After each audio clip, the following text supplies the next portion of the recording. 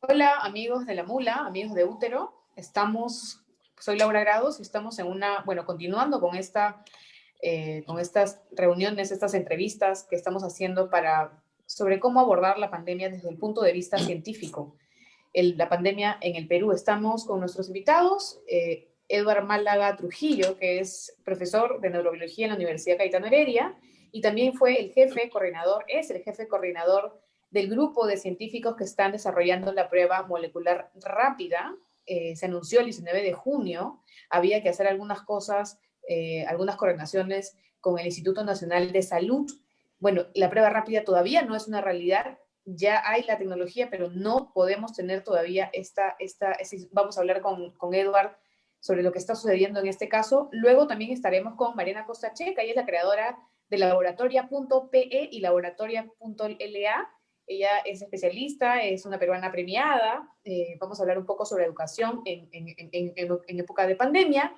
Y también vamos a estar con Raji Burhum. Él es científico y fundador de Amigo Cloud, y también es el creador del ya famoso whynodata.com, desde donde analiza las cifras de la pandemia en nuestro país, análisis que sirven obviamente para poder tomar decisiones a nivel de políticas públicas, ¿no? Para enfrentar esta pandemia. También estaremos, ya para finalizar, con Cristian López Vargas. Él también es científico, hace poco escribió un artículo en El Comercio sobre cómo detener esta pandemia. Él hablaba de la detección temprana, este contact tracer, y cómo esto debía ser automatizado, etcétera. Vamos a conversar con estos invitados. Vamos a empezar con Edward. ¿Qué está pasando con nuestra prueba molecular rápida? Teníamos muchas buenas noticias, tuvimos muchas portadas, el anuncio del ministro diciendo que ya estaban en contacto con ustedes. ¿Qué ha pasado? Hola Lau, muchas gracias por la invitación y gracias por la paciencia, porque yo siento que repetir esta historia tantos miles de veces no necesariamente está ayudando, pero sigamos insistiendo. A ver, ¿tú quieres saber Sí. las dificultades que estamos teniendo? Sí. ¿Cuántas horas de programa tenemos? Mira, Bueno, te, lo te que sea resumo, necesario. te resumo cómo van las cosas. A ver, es importante que se entienda que para que haya una prueba molecular rápida hecha en Perú, tienen que pasar muchas cosas. El primer paso de esto es el desarrollo tecnológico, es decir, que se produzca un prototipo, que la tecnología se implemente y funcione en un laboratorio. Eso está hecho. Ese fue el famoso anuncio que estás mencionando. Lo que sigue después se escapa de las manos de los científicos. ¿Por qué? Porque en parte, claro, el científico mismo tiene que hacer una validación, demostrar que con muestras reales en el campo esto funciona. Pero si no hay una hoja de ruta, si no hay una normativa para que el Estado apruebe el uso de esta prueba, no se va a poder pasar a la siguiente fase, que es la producción. Y ese es el problema. El primer problema es ese. Necesitamos reglas claras para todos los grupos que están trabajando en estas cosas. Y es importante también que se desvincule esta historia de mi persona, a pesar de que yo soy el que quizás más presente ha estado en medios, pero hay otros científicos, hay otros desarrollos tecnológicos que tienen exactamente el mismo problema. Todos generan conocimiento, todos generan tecnología útil y esta no puede ser encauzada ni puede ser llevada a buen puerto porque como son procesos nuevos y el Perú jamás ha creado esta clase de tecnologías y de ciencia en esta magnitud, el Estado no está listo para verla, procesarla, administrarla y validarla. Una vez que ocurra eso, si tenemos suerte, imagínate que estamos tocando todas las puertas. La gente dice, no, hablen con fulano, mengano. Mira, dame la lista y hable con todos. Congreso, ejecutivo, secretario, subsecretario, el subsecretario de la oficina de la subsecretaría, con todo el mundo. Hemos llegado desde abajo hasta arriba. Pero el problema es que como no hay una estructura, digamos, preparada para hacer realidad todo esto, se complican las cosas. Entonces, ¿qué está pasando? Bueno, estamos en contacto con el MINSA. Y el contacto con el MINSA también, lamentablemente, ha sido difícil. Desde la gestión del ministro Zamora, realmente llegar como un ciudadano, porque me considero un ciudadano más, de a pie incluso a veces, eh, tocar la puerta a una autoridad y que te escuche es difícil, es un tema de fondo. Yo no sé, en general, eh, nuestra cultura, nuestra mentalidad en este país nos lleva a esa cultura de contactos, ¿no? Si no tienes contactos no llegas a nadie, si no conoces a alguien en tal lugar no llegas al ministro.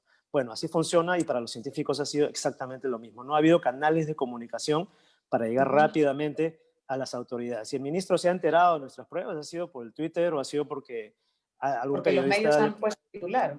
claro, porque algún periodista le preguntó, oiga, ¿usted está apoyando al doctor Málaga? No, otra vez centrado sobre mí, lamentablemente, pero y recién ahí se daban las iniciativas. Entonces, además con esa dificultad estructural que tenemos como sociedad, finalmente se dio el encuentro, se dio un encuentro con el ministro Zamora.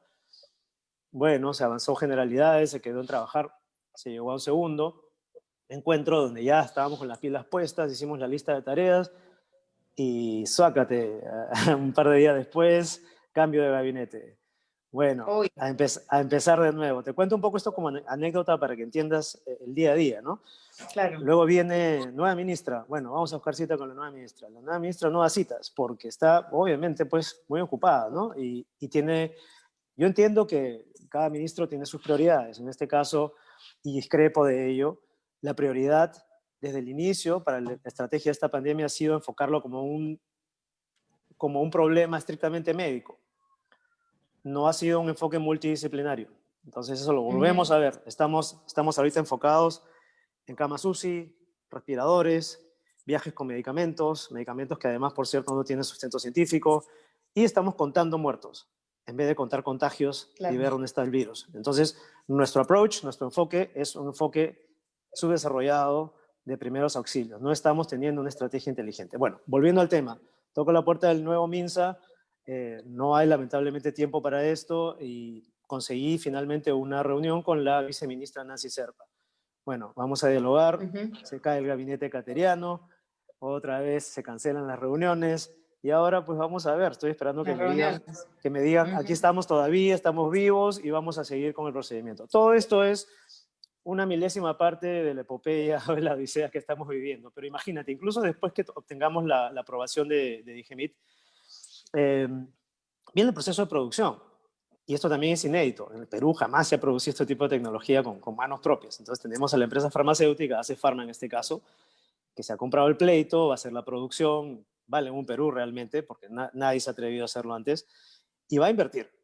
Ahora, para que esto ocurra, también tiene que pasar por procesos engorrosos, burocráticos. Entonces, el mensaje final Claro. es, mira, no le pregunten solamente al científico, esto es un reto del país, es un reto de la sociedad. Queremos pruebas moleculares rápidas hechas en Perú, tiene que ponerse las pilas el Estado, sus diferentes ministerios, la SUNAT y Contraloría para que no les tengan miedo porque ellos son el cuco de toda la administración pública y además, obviamente, desde la PCM y la industria privada para que esto funcione. O sea, es un reto realmente que necesita articulación. Y bueno, esa es la respuesta larga a tu pregunta. Yeah. Venga, y tú me hablabas justo ahora, Edward, me estabas diciendo que esto no se trataba o que el Estado estaba viéndolo desde un punto de vista subdesarrollado, que solamente estábamos contando camas UCI, hospitalizaciones y muertos, ¿no? Que no estamos viendo dónde está el virus, ¿no? Y hacia dónde atacar, ¿no? ¿Qué es lo que necesitamos como Estado, aparte de las pruebas moleculares rápidas, para poder frenar o contrarrestar los efectos de la pandemia a nivel Bueno, sanitario?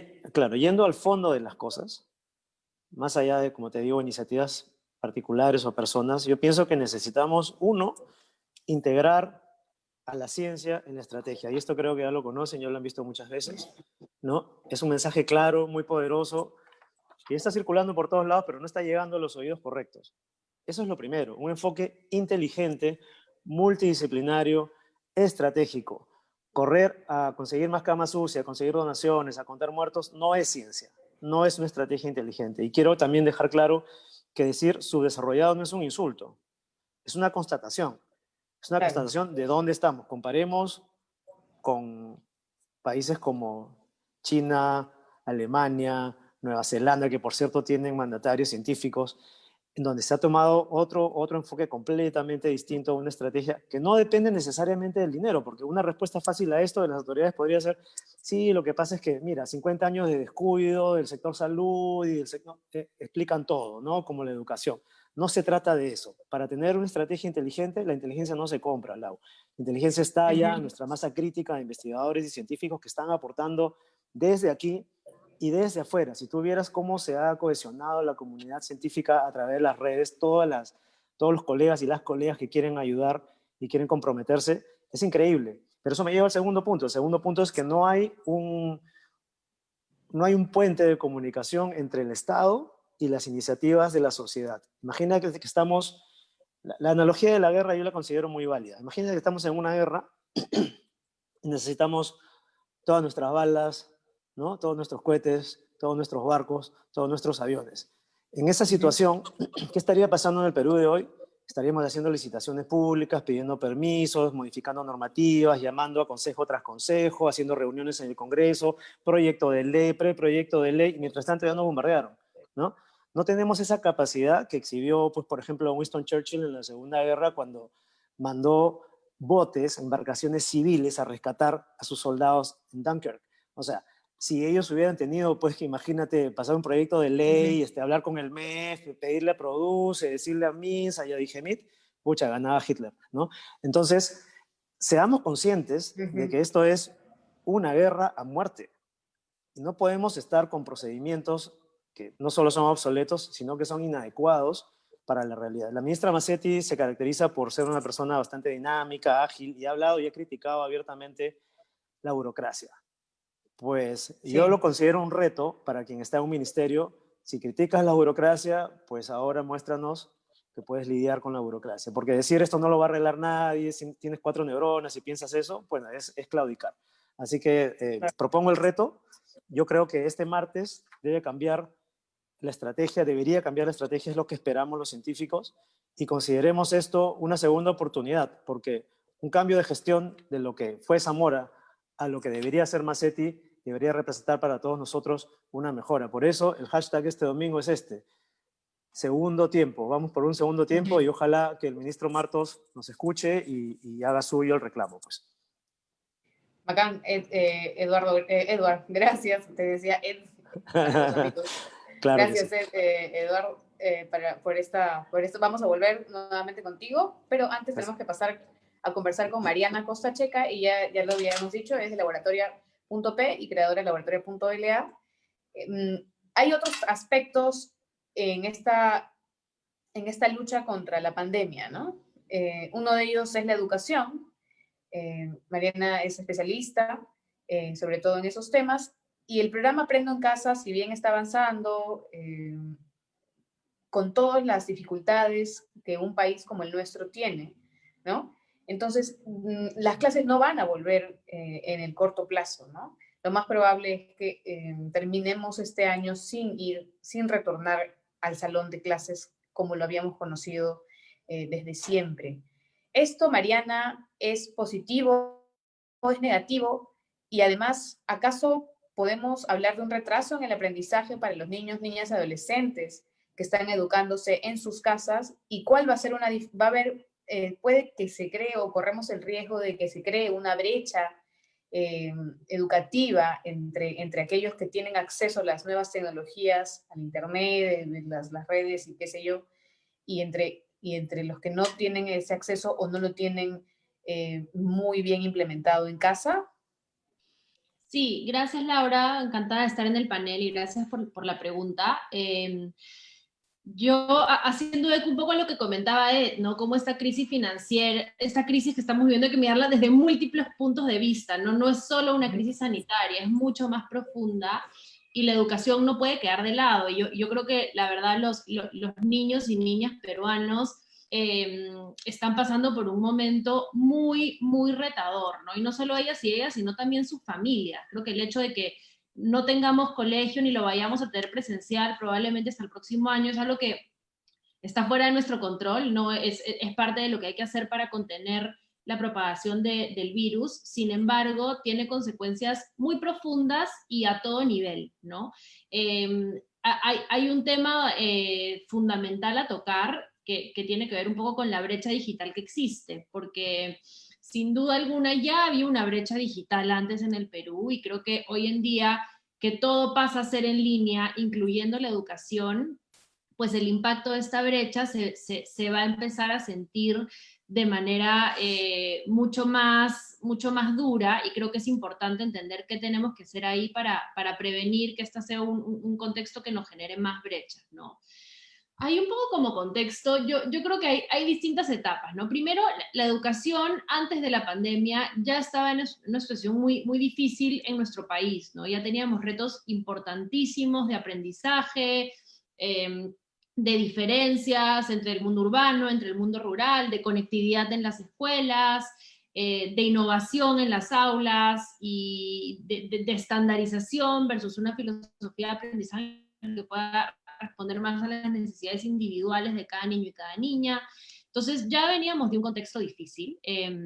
Pues hoy en día ese contexto se ha puesto mucho más difícil aún. Yo creo que la primera etapa ha sido una etapa de, bueno, cómo adaptarnos para sobrevivir, y ahí yo sí reconozco el trabajo arduo que ha hecho el Minedu para realmente salir adelante con un programa que, considerando las limitaciones que ya tenemos como país, pueda llegar a cada hogar, ¿no? Entonces sí reconozco eso, siento que esa es la primera etapa, pero no podemos quedarnos ahí, ¿no? Tenemos que seguir empujando para ver, bueno, y ya que esta es una situación de más mediano plazo, ¿qué vamos a hacer? Yo siento que ahí hay algunas cosas importantes. La primera que comentaba es la brecha digital, ¿no? Más que nunca hoy tenemos que enfocarnos en llevar internet a cada casa del país. Todavía hay una brecha importante. En Lima hay cerca de un 80% de acceso a internet, pero si nos vamos al mundo rural, ese es un 20%. Entonces ya la distancia es enorme. Entonces, ¿cómo podemos propiciar en colaboración sector público y sector privado la conectividad? Eso creo que es un elemento fundamental.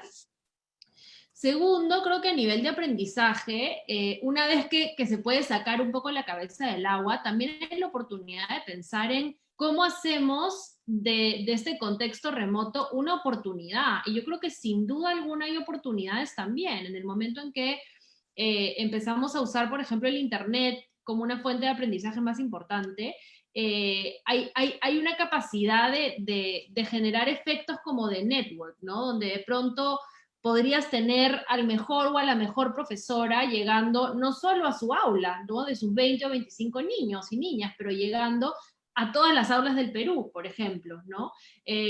Cómo lograr hacer que realmente el contenido que hay hoy, que hay un montón de contenido en Internet gratuito, se cure bien y se aproveche muchísimo más. Ya realmente ahí sí se destapan un montón de oportunidades, pero que tenemos que prepararnos para poder aprovecharlas. Yo creo que el reto es que no estábamos preparados como país del todo para poder hacerlo. Siento que ahora el reto debe venir por ahí, ¿no? ¿Cómo nos preparamos mejor para poder aprovechar lo que significa una escuela, digamos, remota por el futuro cercano, porque es lo que tenemos? Y luego, como tercer punto, sí quería resaltar algo importante también que me recuerda un poco el hashtag de este panel, ¿no? Sin ciencia no hay futuro, porque siento que al final del día, ser un país que apuesta por la ciencia como la base de su desarrollo es algo que hoy conversamos dada esta pandemia, pero que va mucho más allá y viene de mucho antes. Es un proyecto de largo plazo y la educación juega un rol fundamental ahí, ¿no? Para ser un país que realmente reconoce el valor de la ciencia y apuesta por la ciencia, tenemos que asegurarnos de traer a la ciencia a cada aula del país, ¿no? Desde que empezamos la escuela hasta la educación superior y al final el aprendizaje de por vida.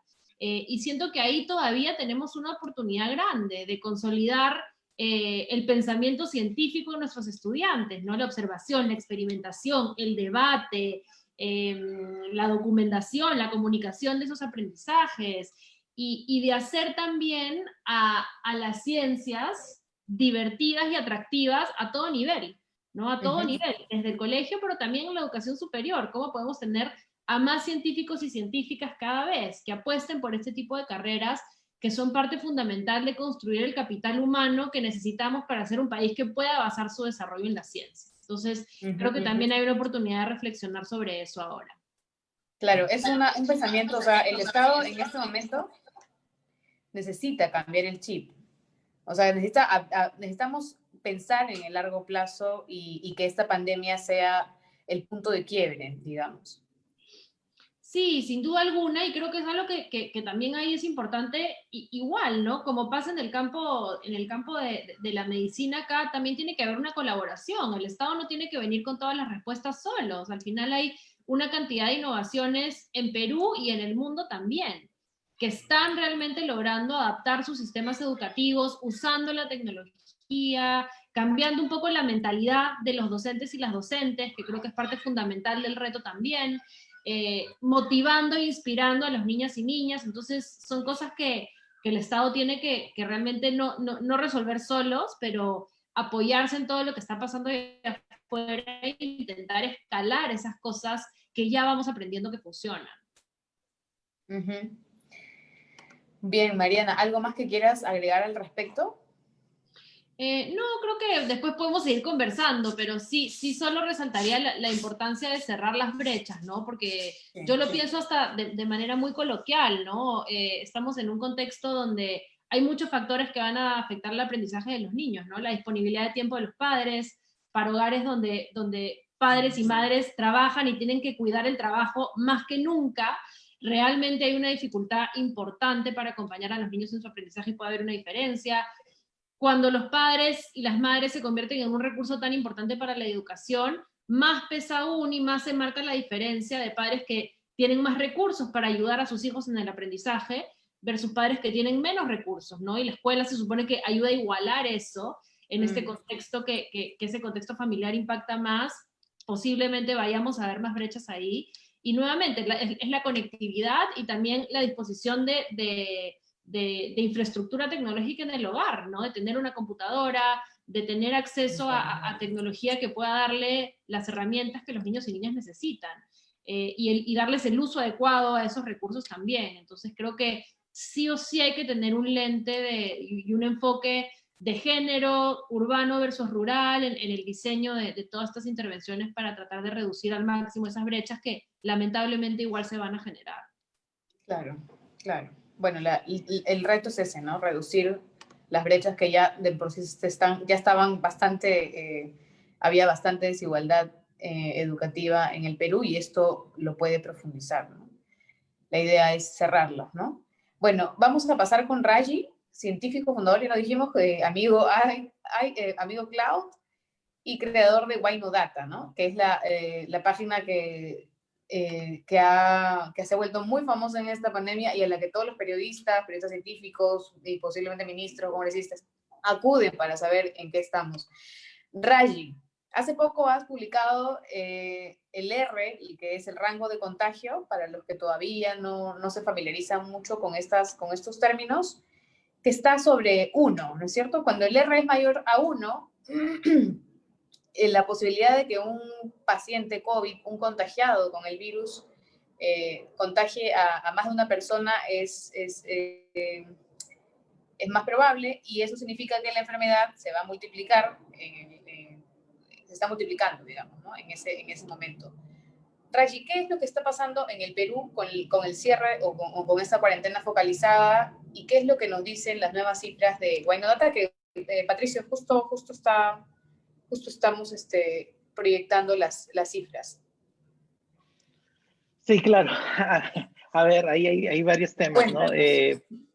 Lo de los valores de R, que básicamente estamos midiendo en promedio a cuántas personas una persona infectada infecta, ¿no? En promedio. Ya sabíamos que iba a subir encima de 1. O sea, habíamos estado oscilando debajo de 1, pero ya sabíamos que iba a subir. Lo que esperábamos, por lo menos, era que no suba tanto como ha estado subiendo, ¿no? Hemos tenido ahí un problema de transparencia acerca de los datos abiertos, donde los dejaron de publicar por cierto tiempo y bastante nosotros empezamos a hacer pataletas acerca de ese tipo de cosas. Pero ahora que los han vuelto a publicar, está claro que los valores están encima de 1. Entonces, si tú miras un poquito y me preguntas, oye, ¿cómo va la cuarentena focalizada en Lima? O en Perú en general, y te voy a decir, está mal, ¿no? O sea, yo miro Lima y yo no sé cómo es con esos números, cómo va a ser posible que no entre en cuarentena. O sea, para mí no es que si es que vamos a entrar o no, está clarito que es lo que va a pasar. Pero es una conversación que hemos estado teniendo desde hace mucho tiempo, con mucha gente, ¿no? Esto no es sorpresa de que... a mí lo que normalmente me molesta un poco es cuando se le echa la culpa a la población en general. Porque, porque o sea, como peruanos hemos acatado bastante de las reglas. O sea, cuando hacíamos la cuarentena sí la hemos hecho. Y si lo decimos de manera honesta, lo que ha estado sucediendo es que estamos manejando la cuarentena de manera desorganizada. Desordenada, eso es, ¿no? Si yo vería que esto está pasando en mi negocio, yo hubiera despedido a un montón de personas, ¿no? Y simplemente reorganizado un montón de cosas. Es desorden, ¿no? ¿Por qué digo desorden? Porque, digamos, yo entiendo que cuando empezó la pandemia no teníamos pruebas moleculares y que solo podíamos comprar pruebas rápidas, pero ya han pasado mucho tiempo. Y digamos, vemos casos como los de él, donde hemos podido tener pruebas moleculares rápidas hechas en Perú hace mucho tiempo y no las tenemos por un término de burocracia. Para mí eso significa desorden, ¿no? Cuando miro las estrategias tradicionales donde dicen, oye, ¿sabes qué? Una vez que encuentro una persona que tiene COVID, que tengo que hacer el contact tracing y hacer una investigación a las otras personas con las que han tenido interacción, normalmente la respuesta es, no somos Alemania, no somos Estados Unidos, no somos lo que no podemos, somos subdesarrollados, porque nosotros somos siempre peores, ¿no? Empieza con esa solución y eso es lo que causa que no se tome la medida correcta. O sea, pagamos el precio económico de una pandemia sin tener el beneficio económico, digo, el precio económico de una cuarentena sin tener el beneficio económico de una cuarentena, ¿no? Y todos sabemos que cada día que pasaba eran como 998.000, casi 1.000 millones de soles que se perdían al día, y aún así ese tiempo se daba para organizarnos, ¿no? Cuando vemos operaciones como lo que hacía el nuevo Premier, ¿no? Que era Operación Taita, ¿no? Que básicamente es la estrategia de dar soporte y aislar. Está bien, eso es parte de eso, pero es la mitad del trabajo. La otra mitad es hacer el seguimiento de contactos. Nunca hemos hecho eso, ¿no? Cuando hablamos de algo tan simple como los números de las direzas, si tú vas a cada región y le preguntas, oye, ¿cuántos tienes en casos positivos y cuántos tienes en muertos? Y vas a cada una de las regiones, les preguntas y luego sumas todos los números, no son los mismos números que obtienes del MINSA, son totalmente distintos, ¿no? Para darte una idea, ¿no? Si yo pregunto la cantidad de fallecidos al MINSA, actualmente me va a decir que hay 20.844, pero si yo sumo los números que me dicen todas las regiones, tengo 28.844. Claro, las direzas. Son 8.000. Es suma de todos, ¿no? Y la pregunta es, no estoy hablando de subregistro, ojo, porque si tú miras SINADEF y subregistro, bla, bla, bla, tú ya tienes una cifra de muertos de 52.000, ¿no? Y entonces, ¿a qué se debe eso? Eso es desorden. Literalmente es desorden, ¿no? La misma ministra, sí. Es muy fácil decir, es la población, es la gente, es la población, se desorden, se juntan. No, hermano, estás desordenado, eso es lo que está pasando.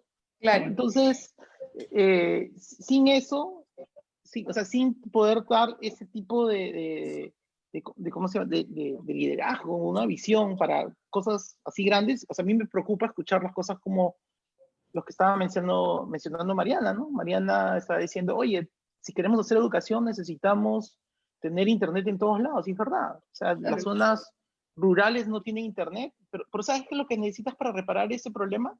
Necesitas una inversión en un satélite de telecomunicaciones, porque no es agarrar fibras ópticas y pasarlas por todos lados, no es ir, porque tenemos geografía que es muy complicada, no es ir y poner un montón de antenitas, tampoco es eso. Es un satélite de telecomunicaciones, como el que hizo Bolivia, ¿no? Bolivia hizo un satélite de telecomunicaciones, se gastaron $350 millones. En 5 años recuperaron la inversión porque agarraron el 30% utilizaron el 30%, el otro 70% lo alquilaron a los otros países que también, como Colombia, ¿no? En servicios. Y con eso en 5 años recuperaron esa inversión. Ya está. O sea, no estoy hablando de inversión recuperada digamos, en ahorros, sino estoy hablando de inversión recuperada en ingresos, ¿no?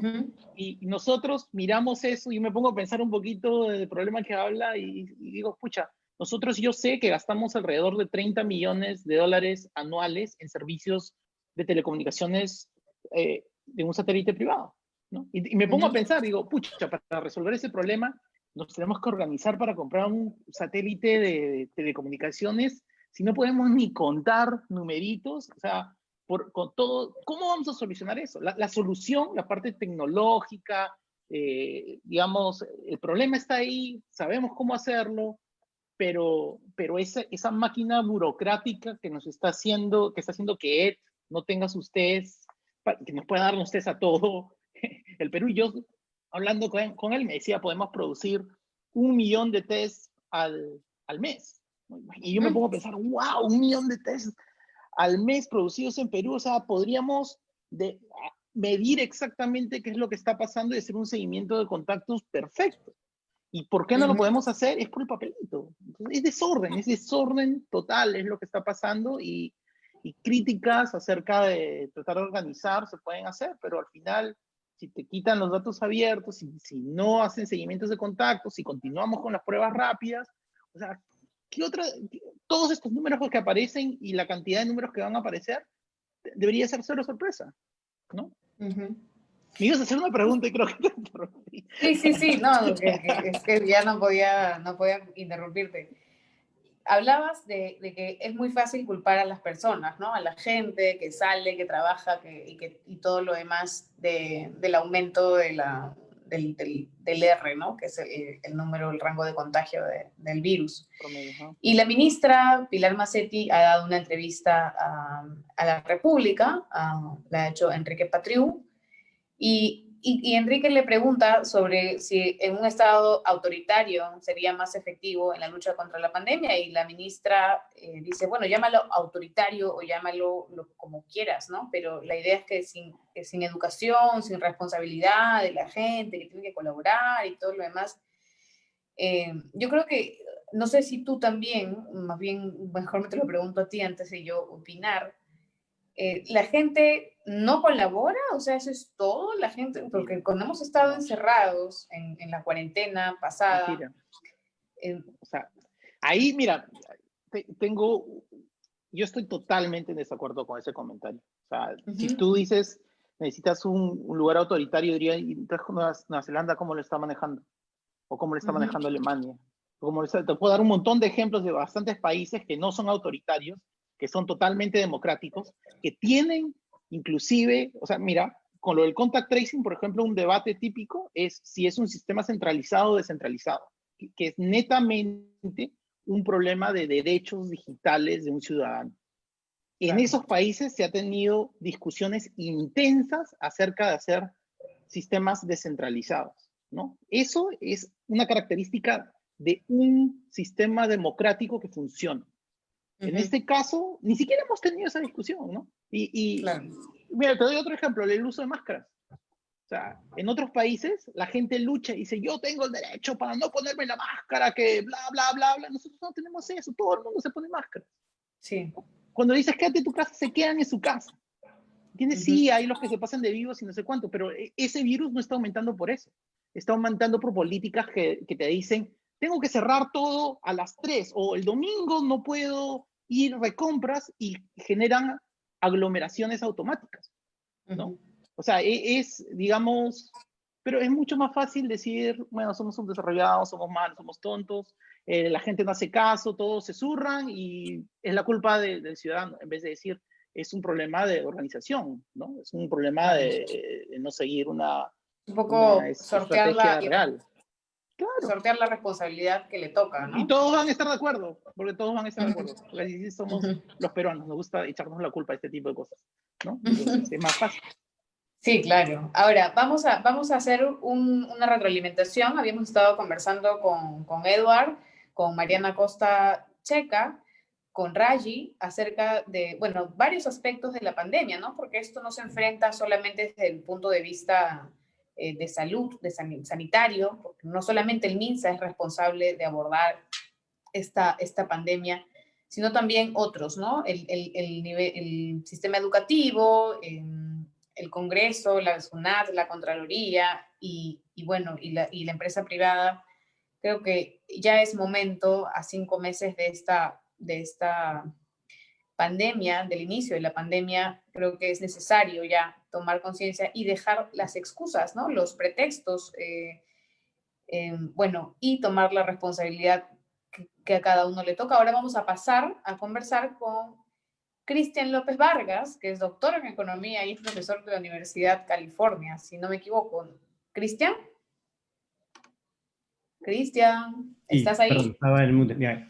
¿Cómo estás, Laura? Gracias. Cristian, tú el 26 de marzo escribiste sobre cómo detener el COVID en un artículo en El Comercio y hablabas sobre el contact tracer, que tenía que ser muy específico, muy rápido, que era muy necesario automatizarlo para poder detener el COVID antes de que sea demasiado tarde. La pregunta principal ¿es tarde ya? Antes de pasar al tema económico, Sí. ¿es tarde esto? A ver, la respuesta es que no, no es tarde aún. Es cierto que va a tener menos impacto del que hubiera tenido si es que hubiéramos logrado implementarlo, digamos, en abril, ¿no? Que era, digamos, algo que era tecnológicamente y en términos de recursos humanos factible en el Perú, y no se logró. Al día de hoy sí puede tener y tendría un impacto importante y afortunadamente luego de varios meses de retrasos, ahora el proyecto está teniendo un impulso un poco mejor, digamos, desde el lado del MINSA, de hecho con ayuda o con soporte también del MEF. Sin embargo, bueno, sí, esos meses que han pasado sin que logremos tener el sistema, pese a que Perú fue uno de los primeros en proponer, digamos, un equipo de científicos peruanos fue uno de los primeros equipos en proponer ese sistema a su país, no se logró y no va a haber un impacto tan alto. Sí creo que todavía va a tener un impacto importante y especialmente en las regiones donde la prevalencia, ¿no? Donde el porcentaje de la población que ya ha sido infectada aún no es tan alto, que son varias regiones, de hecho. Es eso, y creo que, digamos, habría que aprovechar esta pregunta. No me quiero concentrar, digamos, en la parte negativa de los retrasos injustificables mientras el proyecto estaba en SECDI, Secretaría de Gobierno Digital de PCM, sino más bien en el reto que hay hacia adelante, porque, como te estoy diciendo, todavía hay una oportunidad importante de salvar muchas vidas con esta herramienta. Lo que se necesita es un impulso similar en algunos sentidos a lo que sucede con las pruebas moleculares. Se necesita un impulso más, digamos, comprometido y determinante del lado digamos, de la Autoridad Principal de Salud, MINSA, pero, digamos, el equipo de tecnología de MINSA, del INS, ya está trabajando con los científicos que hemos participado de esto, ya de cerca, solo que un impulso más serio le daría un tiempo de finalización mejor. Pero sobre todo, además de eso, se necesita una campaña enorme, enorme. Hay en el mundo, en estos 5 meses, países que han comenzado después que Perú, han terminado antes. Un ejemplo muy, muy interesante y valiosísimo de observar es el de Alemania, de hecho, porque ellos en estos, digamos, 4 meses han pasado de ser 4 o 5 meses han pasado a ser muy escépticos, muy agnósticos, muy cuestionadores de esta herramienta, a entenderla mejor, poner millones, poner cientos de científicos, desarrollarla, hacer una campaña, un debate nacional con transparencia, publicar todos los códigos, discutirlos, implementar el aplicativo y creo que tienen 16 millones de alemanes que están usando el aplicativo. Hay otros retos, porque ellos optaron por la opción extremadamente privada.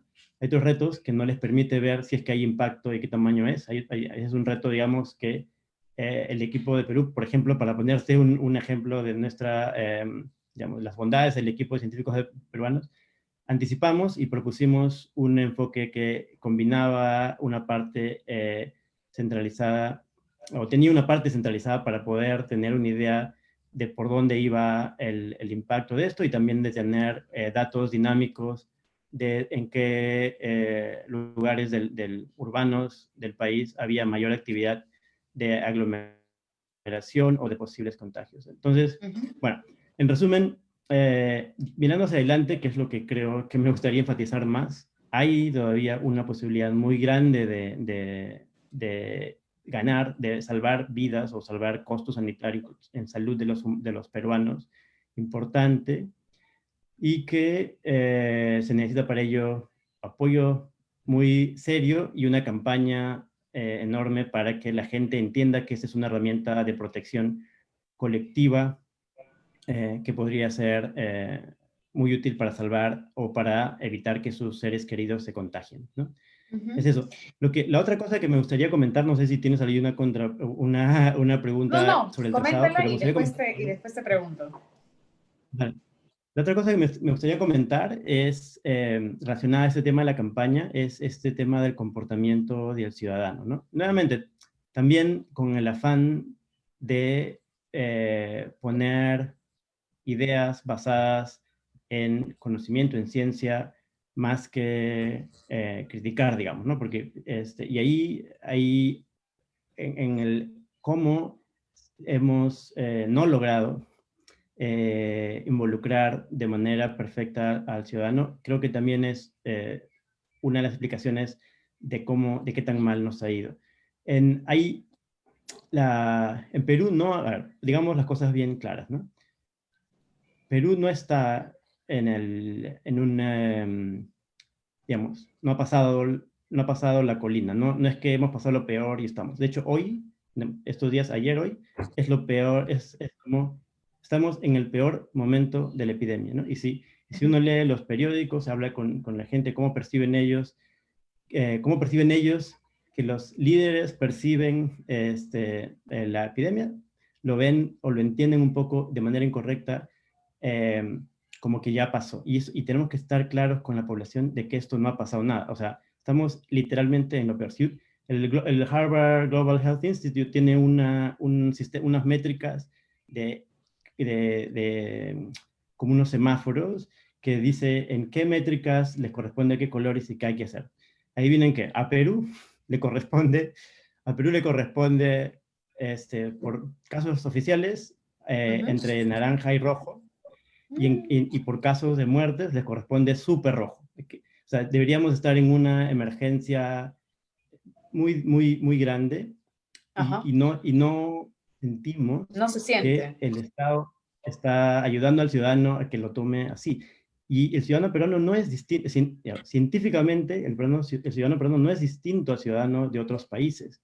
Es fundamentalmente un humano también. Cuando se le explica bien qué tiene que hacer, por qué tiene que hacerlo, el ciudadano peruano responde. Pero si no se le explica bien qué tiene que hacer, cómo tiene que hacer y cómo tiene que, digamos, fomentar esta protección colectiva, no lo hace. Y ahí digamos, muchísima ciencia conductual, muchísima ciencia, en psicología, en economía, en sociología, de cómo hacer esto bien. Se tiene que hacer, no se trata no se trata de una campaña de comunicación común, se trata de hacer una campaña De que conciencia. combine comunicación con ciencia, que se testeen los mensajes, que se fomente eso. Y se puede hacer, y se ha hecho en otros lugares, ¿por qué aquí no? Claro, y Bueno. justamente Raji, en el bloque anterior, él decía que el retorno a la cuarentena era inminente, ¿no? Que en la cuarentena generalizada para el país, dadas las cifras, los contagios y el nivel de muertes, era bueno. Claro, pero no sé si es generalizada, pero cuando hablo de focalizada, estoy hablando de focalizada, por ejemplo, la gente piensa, bueno, focalizada en diferentes partes. No. Lima provincia, es muy probable que todo Lima provincia vamos a tener eso. Ahora no, van a haber otras regiones o localidades donde no va a ser así, ¿no? Ya. Pero en ese sentido, Cristian, ¿va a afectar esto la economía? ¿Cómo va a responder el Estado? Está gastando en esta pandemia miles de millones de soles. ¿Y cómo vamos a estar en un si nos atrapa una nueva cuarentena, sobre todo en Lima, que es, digamos, la región que más, donde hay más movimiento económico, ¿no? Y más personas, ¿no?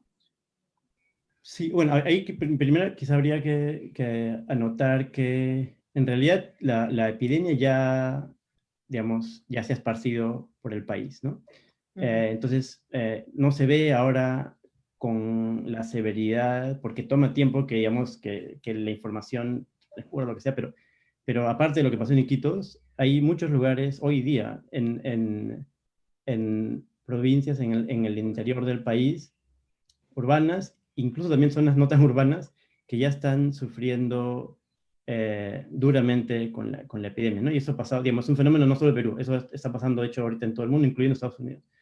Entonces, lamentablemente, ya es un tema duro más allá de las grandes urbes en Perú. Respecto de la economía, ahí hay varias cosas, ¿no? Ahí, lamentablemente, nos hemos puesto en una posición, o estamos en una posición en la que hacer una cuarentena nuevamente es, no sé si es inviable, pero es muy difícil y tendría un costo, ¿no? Un costo muy alto. Entonces, ahí tenemos que, estamos obligados, estamos contra la esquina de poner doble ciencia, digamos, para poder tener una estrategia adaptativa, inteligente, focalizada, como mencionaba Raji. Ahora, no es fácil. ¿Y por qué no es fácil?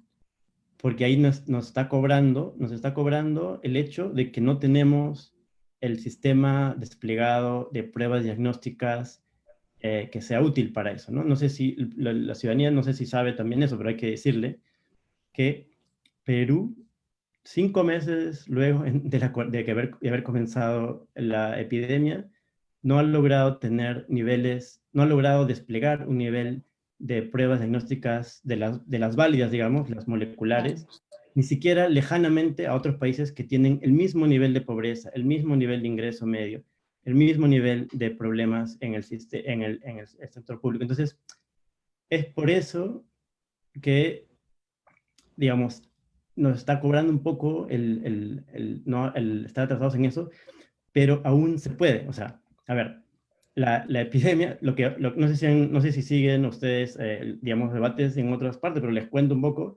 Lo que se está discutiendo ahora en el mundo es que esto no se va a acabar pronto. Y cada vez que se discute, se piensa un poco más en los datos, parece que va a durar hasta finales del 21. Entonces, estamos muy lejos del final. Entonces, las inversiones en pruebas que sirvan, las inversiones en ciencia que pueda darnos esta posibilidad de ser inteligentes, finos en esta estrategia, es vital. No podría enfatizarla más. Y tenemos el cerebro, tenemos en Perú hay mucha masa gris, materia gris que se puede utilizar. Las universidades tienen muchas personas muy capacitadas, las cuales podrían, digamos, bajo la convocatoria correspondiente, podrían, de hecho, yo estoy seguro, poner su grano de arena, porque otra cosa que no dije, que es una crisis que necesite o requiere multidisciplinaridad como urgente. Esto no es un tema solo sanitario. Claro.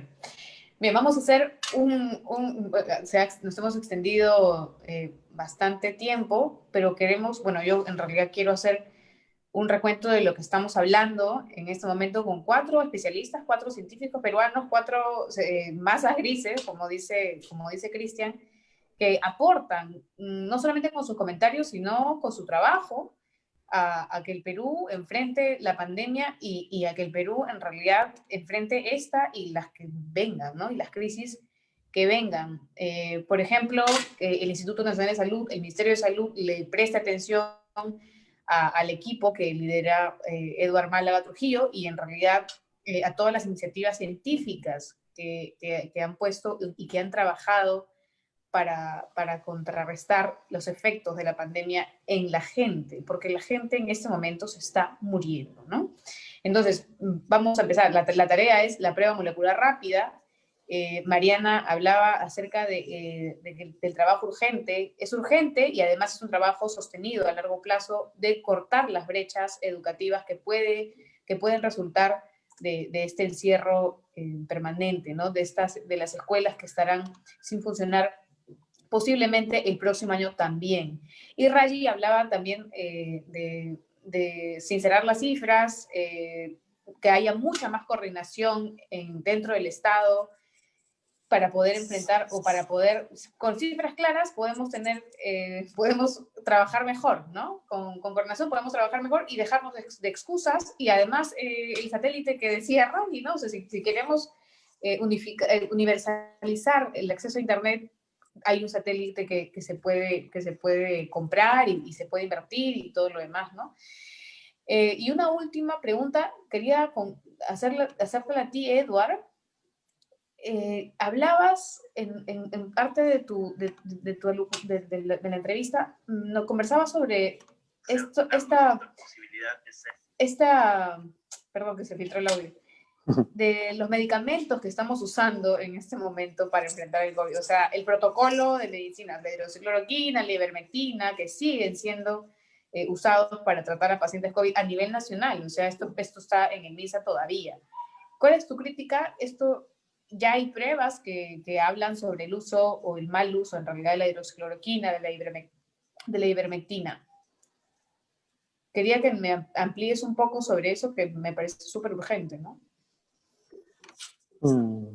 Pues, Lau, ese tema y otros se han hablado hasta el cansancio. Yo no entiendo por qué necesitamos repetirlo tantas veces.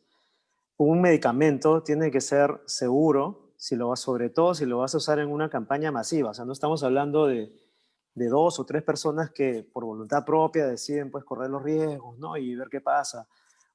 Una medicina, para ser validada y aprobada, tiene que cumplir con ciertos requisitos. Y uno de ellos es que la ciencia los avale. Eso es categórico. Si la ciencia no los avala en un estudio randomizado con todas las de la ley, entonces el medicamento no puede ser aprobado legalmente. Ahora, si quieres apelar a la libertad del individuo de tomar lo que quiera, bueno, filosóficamente lo podemos aceptar, pero no es algo que un Estado debería avalar, ni menos promocionar, ni promover. Entonces mi opinión es clara, y yo te puedo decir sin ánimo de ser negativo, pero yo creo que es importante analizar e identificar las malas decisiones o decisiones equivocadas o errores de la gestión pasada en el MINSA.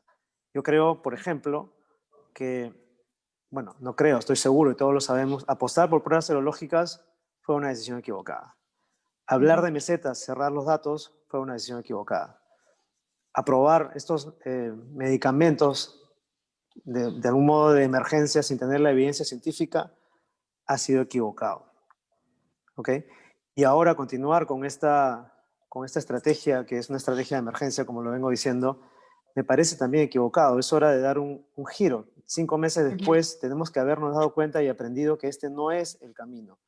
Así que, de vuelta a tu pregunta original, la respuesta es no estoy de acuerdo, no me parece correcto, y no deberíamos ofrecer placebos, no deberíamos ofrecer esperanzas sin sustento, ¿no? Más allá, pues, de las charlatanerías y de los fakes del dióxido de cloro, por ejemplo, que, bueno, ahorita me van a empezar a caer seguro por decir esto, pero bueno, la labor de la ciencia es esa, es ser objetivo, es no casarse con nadie, es pegarse a la evidencia, le guste a quien le guste o no.